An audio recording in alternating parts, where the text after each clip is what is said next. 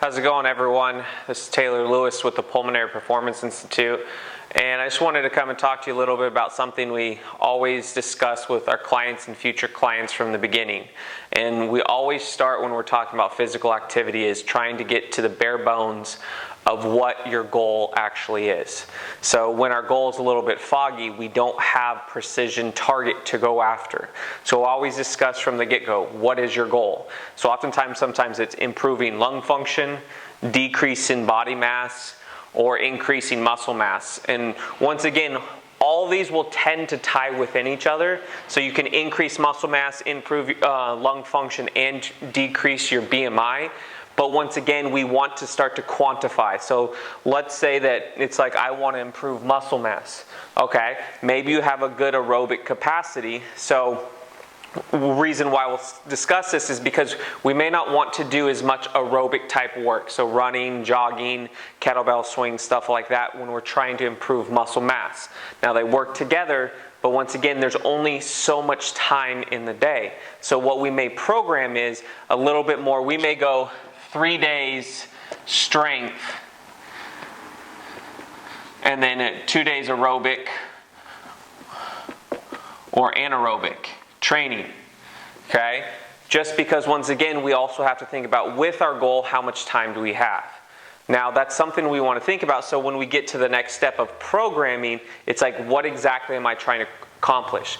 Now, when you're doing this, what you want to think about is like, can you quantify that goal? So if it's like, well, I want to improve muscle mass and I'm not able to find out how much muscle mass I have, okay, well, maybe we take a different route. We know that there is a correlation between strength with mass to a certain degree. So what we could do is we could be like, all right, how about we improve your back squat? Or how about we think about improving your barbell bench or deadlifts? So when those start to go up, we know that there is straight effect on muscle. It may not be as much of mass as it is level of absolute strength. However, we're targeting that goal. Now, if you're able to quantify it, so for instance, lung function, and you get pulmonary function test done and your lung function is 68, and you want to improve that, we're like, okay, let's start with improving by 2%. Always think slow, small, attainable goals at first. With the ultimate, be like, I want to be able to have an increase of 10%.